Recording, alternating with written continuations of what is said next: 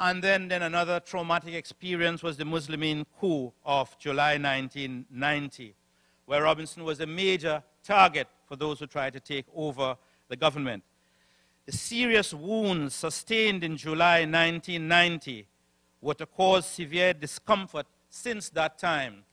Such an example of the severity of that discomfort we have just seen.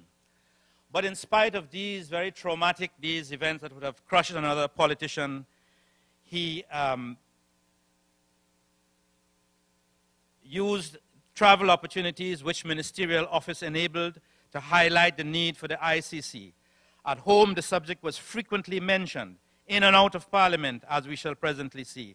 At cabinet meetings, and I can attest to this, so often he would be talking at cabinet meetings between 1986 and 1991 about the urgency and the need for the ICC.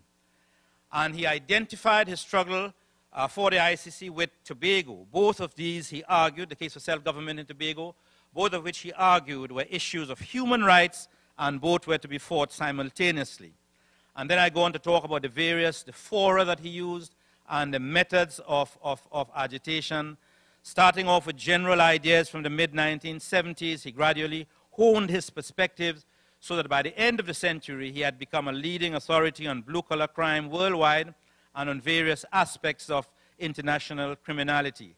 Giving point to his research and his eagerness to establish the ICC were events such as the eruptions in the Balkans, characterized by the ascendancy of Milosevic, Karadzic, and Mladic, and their own peculiar ideas of national identity.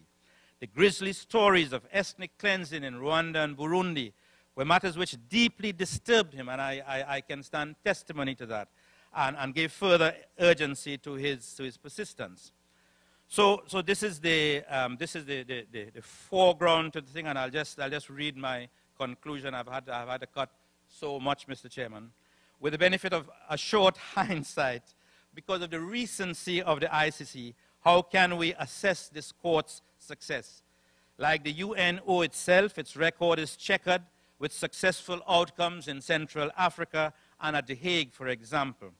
But serious hurdles remain, such as the continuing reluctance of the USA to join and the flouting of ICC directives in the Sudanese crisis, and my colleague who would follow me would speak precisely on this theme.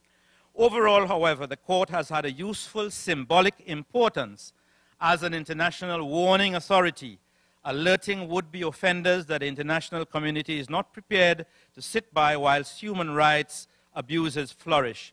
There is even now a suggestion that the ICC should intervene in the aftermath of the Sri Lankan crisis. But whatever the international verdict, the Caribbean feels very proud of the role of a small island state in the establishment of the court. At the 4th Summit of the Association of Caribbean States, held in Panama City in July 2005, this region paid ample tribute to Robinson's role in this regard, and I would read just one paragraph from that document that was established in Panama City in July 2005, because it is part of the exhibition. So if you want to read the entire document, you should see it there. And we are very grateful to His Excellency for lending us so many of his precious documents which form part of that exhibition. And I quote from that CARICOM document: "In this respect, His Excellency Arthur N.R. Robinson is rightly regarded as a visionary for his proactive, indefatigable, and unswerving efforts to promote the creation of the International Criminal Court.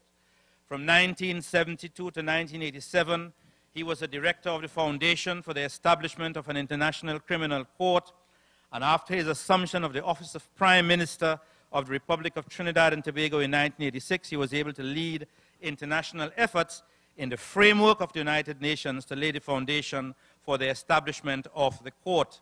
On July 17, 1998, with the adoption of the Rome Statute, the dream became reality, with the establishment of the ICC, with the power to exercise its jurisdiction over persons for the most serious crimes of international concern, including crimes against humanity.